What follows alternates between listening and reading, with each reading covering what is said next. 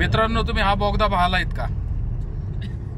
मित्रांनो, तुम्ही हा बोगदा पाहिलाय का? अहो, हा केवढा मोठा बोगदा! वा वा वा वा वा वा.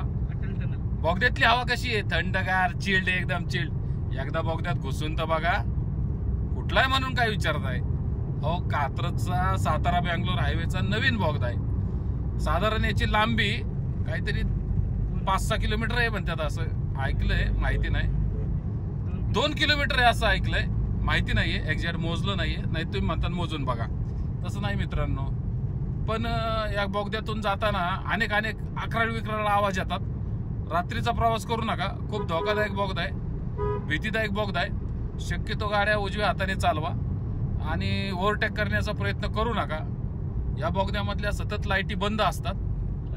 शासनाला वेळोवेळी विनंती. बघा तुम्ही, असं रस्त्यामध्ये अचानकच ठेवलेलं असतं, म्हणजे किती धोकादायक आहे. माणसाने गाडी कशी चालवायची? आणि जर एखादा पिल्याला जर ड्रायव्हर असेल तर मग ज्याचा दोष नाही तो सुद्धा या बोगद्यामध्ये विनाकारण मरतो.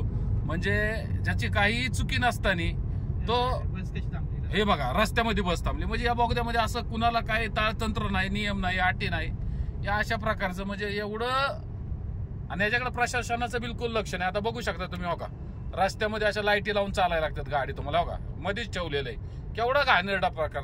म्हणजे कसं गाड्या चालवायचं? काम चालू आहे, काय दिशादर्शक नाही, काय बोर्ड नाही, गाड्या थांबवा, व्यवस्थित चालवा. अनेक लोक, हो का, अचानक आलं का समोर, हे बघा, हो का, या असं, या अशी परिस्थिती आहे. धडकल्यावर तुम्ही म्हणणार दारू पिऊन गाड्या चालवत होती की काय? म्हणजे आमचा दोष नसताना आमच्या गाडीचं नुकसान होणार, आमची माणसाला दुखापत होणार, हातपाय मोडणार, तांगड्या गाड्यात येणार, मग ते चालणार का? हे बघा, हे रस्त्यामध्ये असं सांगणं नाही, काय नाही, हो का, हात दाखवतो. याच्या बापाने केलं का असं? हे दिसतो का लाईटी मध्ये? हात दाखवून गाड्या बाजूला होत्यात का? इथं काय तोंडाचा ब्रेक आहे का? हो का, कामं चालू आहेत. हे लोक कलरचं काम करतात बावळटाव आणि अंधारामध्ये. मेला गेला जबाबदार कोण आहे? याची भरपाई कोण? शासन करणार आहे का?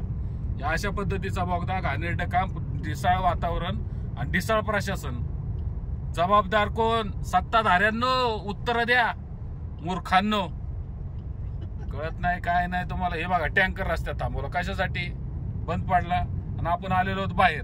म्हणजे हा जो प्रवास होता एकदम म्हणजे हृदयाचे ठोके वाढवणारा आणि अतिशय रोमांचकारी प्रवास तुम्ही याला म्हणू शकता. या बोगद्यातून मी बाहेर आलेलोय. हा एकदम श्वास सोडलेला आहे मोहता.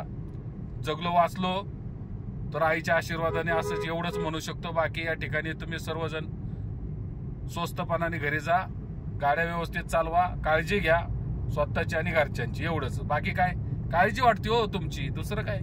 जीवन हे एकदाच आहे. मेले गेले तर काय कुणाला फरक पडणार आहे? आई बाप रडतीन 4 दिवस, मित्र ओरडतीन 4 दिवस, तुमच्या दुःखात दारू पितीन, जातीन घरी. बाकी काय? बायकाला आणि पोरांना दुःख. म्हणून सांगतोय कळकळीने की बाबांनो, गाड्या व्यवस्थित चालवा. हायवे, उन्हाचे दिवस आहे, अचानक गाड्या पेटतात, टायर फुटतात.